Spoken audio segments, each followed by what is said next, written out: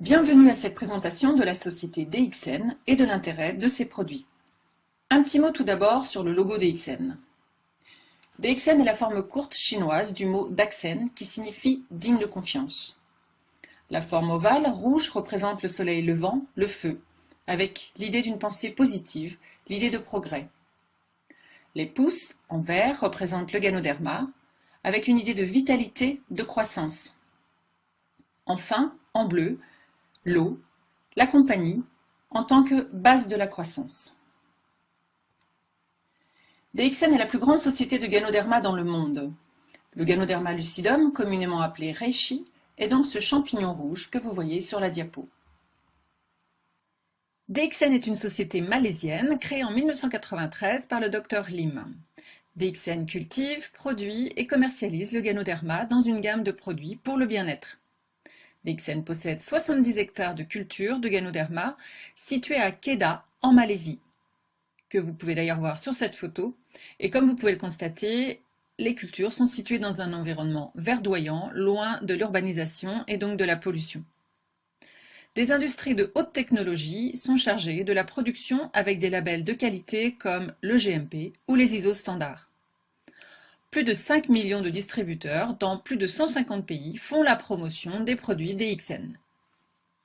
Un petit mot sur le fondateur que j'ai rencontré en Espagne, à Barcelone, lors de la 3e convention européenne, et en Malaisie, à Kedah justement, lors de la visite de la ferme DXN et des cultures de Ganoderma. Dr Lim est quelqu'un de très simple et très abordable. On le ressent d'ailleurs bien sur ses photos. Une belle personne. Quelqu'un dont la mission est d'apporter ce qu'il peut à l'espèce humaine. Il y a donc une dimension humanitaire dans son activité. Le Dr Lim est diplômé d'un institut réputé en Inde. Pendant 10 ans, il a effectué des recherches sur le Ganoderma avant de créer la société et mettre au point la ganothérapie. Il complète sa formation initiale avec un doctorat en médecine holistique en 1997 et un doctorat de sciences en médecine alternative en 2002. Il reçoit régulièrement des reconnaissances qui saluent son humanisme, son investissement à promouvoir la paix et une santé holistique pour l'homme. Avant de vous parler du Ganoderma et de ses bienfaits et de ce qu'il pourrait vous apporter, j'aimerais tout d'abord dresser un état des lieux concernant la santé aujourd'hui. Aujourd'hui, on constate une recrudescence de certaines maladies comme le cancer, l'hypertension, les maladies cardiaques, le diabète, l'insuffisance rénale. Les premières causes de décès aujourd'hui étant les maladies cardiovasculaires en premier lieu, puis le cancer. Alors, pourquoi, comment devient-on malade ? Aujourd'hui, notre environnement est devenu source grandissante de pollution et de stress pour l'organisme, favorisant l'accumulation de quantités importantes de toxines. À la base, notre corps est doté d'une capacité à se régénérer, à éliminer, à lutter contre les agressions intérieures et extérieures. Mais ces pollutions diverses, le stress et notre mode de vie impactent le fonctionnement de l'organisme, créant des dysfonctionnements pouvant aller de la simple fatigue à la maladie. Alors si on passe en revue ces pollutions, il y a donc la pollution de l'air, de l'eau, des sols, des aliments, avec notamment les résidus de pesticides, et la pollution électromagnétique du fait des ordinateurs, des portables, des micro-ondes, entre autres. À mettre en cause également une alimentation moderne déséquilibrée, trop riche en graisse, en sel, en protéines, en sucre, des aliments qui deviennent pauvres en qualité nutritive, en vitamines et minéraux. Je vous ai mis un petit tableau avec quelques légumes et fruits, vous permettant de comparer la quantité de minéraux et vitamines en 1985 et en 2002. Comme vous pouvez le constater, la baisse est colossale. Des aliments également pauvres en enzymes aujourd'hui. Je vous invite à faire une recherche sur Internet pour connaître le rôle essentiel des enzymes sur l'organisme et donc pour la santé. Une consommation insuffisante en légumes et en fruits. Autre responsable, notre mode de vie, notamment avec les mauvaises habitudes alimentaires. On mange à des horaires irréguliers, on mange trop et trop vite. Également, caractéristique de notre mode de vie, nous ne buvons pas assez. Il faut savoir que 70% de notre corps est constitué d'eau. L'eau est essentielle pour la vie des cellules, des organes et donc des différents systèmes. L'eau régule la température du corps, elle nettoie les toxines et elle transporte les nutriments et l'oxygène. Également, ce qui caractérise notre époque, un manque d'exercice. Aujourd'hui, on a beaucoup plus de confort au quotidien et une vie beaucoup plus sédentaire. Or, l'exercice est indispensable pour une bonne santé. L'intérêt du sport, c'est notamment son action sur la circulation sanguine. La longueur totale des vaisseaux atteint 100 000 km, soit 2,5 fois le tour de la Terre. Les fonctions de la circulation sanguine sont le transport de l'oxygène, de la nutrition et des cellules immunitaires. Le sang transporte également les déchets et les toxines du corps. Le cœur, lui, est un muscle qui travaille, est le muscle qui travaille le plus dans le corps. Il ne s'arrête jamais, ne se repose jamais. En moyenne, il réalise entre 60 et 70 battements par minute chez une personne en bonne santé et pratiquant une activité sportive. Chez une personne souffrant de surpoids ou d'obésité, il est de 80 battements par minute, réduisant son espérance de vie de 20 ans environ. Également aujourd'hui, un manque de sommeil est constaté, du fait d'activités sur l'ordinateur, la télé, également en cause le stress, qui caractérise aussi notre époque. Aujourd'hui, de plus en plus de stress dans l'activité professionnelle, dans la vie quotidienne.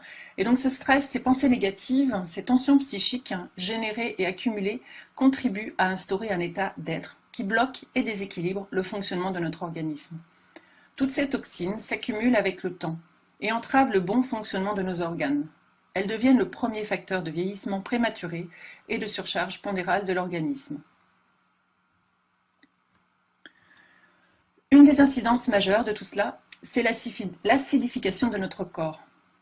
La nature nous a donné à la base un pH sanguin d'environ 7,35, donc légèrement alcalin, de façon à pallier à l'acidité entraînée par le processus métabolique. Or, tous les facteurs évoqués précédemment génèrent un pH acide nocif. Ainsi, il a été observé par exemple que le pH des personnes atteintes d'un cancer est très acide. Mais la maladie est un processus et nous ne tombons pas malades du jour au lendemain. La dégénérescence du système organique peut prendre des années, ainsi le développement de l'hypertension ou du cancer prend entre 10 et 15 ans. À travers cette présentation des facteurs responsables des maladies chroniques aujourd'hui, on s'aperçoit qu'en changeant notre mode de vie, on peut déjà agir pour notre santé. Mais cela n'est pas suffisant, puisqu'il ne nous est pas possible d'agir sur tous les facteurs. On le voit bien si je prends les diverses pollutions liées à l'environnement, le stress au travail ou l'alimentation. Donc aujourd'hui, la consommation de certains compléments alimentaires est devenue indispensable pour protéger son organisme et lui permettre de bien fonctionner, de préserver sa santé. À partir de ce constat, 5 piliers du bien-être peuvent être mis en évidence. Un pH équilibré. Alors pour chaque pilier, vous verrez sur les diapos un certain nombre de produits DXN favorables allant dans le sens de ce pilier. Donc en premier lieu, un pH équilibré, une bonne circulation du sang, un bon système immunitaire, une bonne oxygénation des cellules du corps et une bonne résistance au stress. Des cellules saines, ce sont des tissus, des organes et donc un organisme qui fonctionne correctement et qui retrouve sa capacité d'auto-guérison. Les produits DXN vont permettre d'atteindre ces 5 piliers, contribuer à la régulation de l'organisme et ainsi pallier à notre alimentation et notre mode de vie.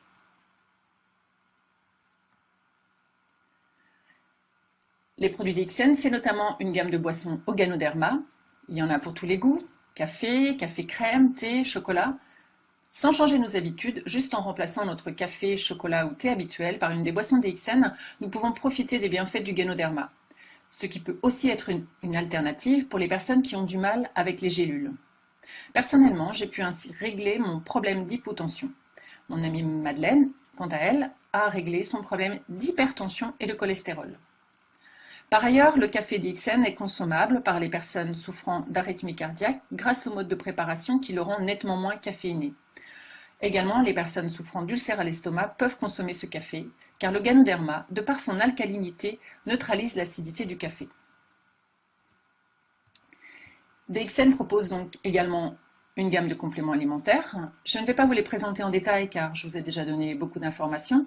Ces détails, vous pouvez les obtenir individuellement, soit auprès de la personne qui vous a fait connaître la société DXN ou lors d'une autre présentation. Je vais donc juste vous parler du Ganoderma. Alors tout d'abord, le Ganoderma dans l'histoire. Le Ganoderma poussait sur les bois en décomposition dans les forêts.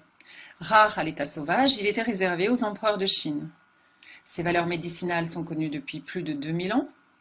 Tout au long de l'histoire, il a reçu des noms comme herbe ou élixir de l'immortalité, herbe de la puissance spirituelle. Dans le premier livre de la pharmacopée chinoise, qui recense 365 herbes ayant des vertus pour la santé, il est classé en première position et est surnommé le roi des herbes. Ganoderma lucidum est son nom scientifique, Reishi son nom japonais, Lingzi son nom chinois. L'efficacité et la sécurité ont été établies par des rapports médicaux et scientifiques depuis plus de 100 ans. Sa commercialisation est récente, elle date de la fin des années 70 et du début des années 80. À travers les noms qui lui ont été donnés donc tout au long de l'histoire, on retrouve, vous voyez, à chaque fois l'idée de santé, vie, jeunesse éternelle, dans le sens que le Ganoderma permet entre autres de lutter contre le vieillissement cellulaire, et également l'idée de supériorité par rapport aux autres champignons ou plantes. Le Ganoderma lucidum est considéré comme le roi des adaptogènes. Alors, qu'est-ce qu'une substance adaptogène? Eh bien, une substance adaptogène accroît de manière générale, non spécifique, la résistance de l'organisme aux divers stress qui l'affectent. Elle exerce une action normalisatrice, non spécifique donc, sur de nombreux organes ou fonctions physiologiques. Dans la médecine chinoise traditionnelle, MTC, la notion d'adaptogène existe depuis des milliers d'années sous le concept de tonique supérieure, qui régularise les diverses fonctions et augmente l'énergie, favorisant globalement la santé sans traiter pour autant de maladies spécifiques. Alors, les principes actifs du Ganoderma. Le Ganoderma a plus de 200 éléments actifs. Je vous ai mis en vert les principaux principes actifs qui sont donc les polysaccharides, dont le bêta-glucane, le glucosamine, les triterpènes, le germanium organique, l'adénosine, les acides gras insaturés. Ces principes actifs, on les retrouve dans d'autres plantes, mais la caractéristique du Ganoderma, c'est de tous les rassembler et en quantité très importante. Également, dans le Ganoderma, vous trouverez des vitamines, B3, B5, C, D, entre autres, des minéraux, comme le calcium, le phosphore, le fer, le potassium, le cuivre, ainsi que des stérols, des alcaloïdes, des lectines, des enzymes et protéines, acides aminés et autres éléments. Alors, comment fonctionne le Ganoderma? Le Ganoderma fonctionne par étapes, par phase. On distingue 5 phases. Phase de scanning, pendant laquelle le Ganoderma va parcourir l'organisme et il va détecter les zones du corps défectueuses. Ensuite, une phase de nettoyage et de détoxification, une phase d'équilibrage et de régulation, une phase de construction et une phase de régénération. Vous voyez que pour chaque phase, il y a une durée qui vous a été indiquée, mais cette durée est donc variable d'une personne à l'autre selon l'état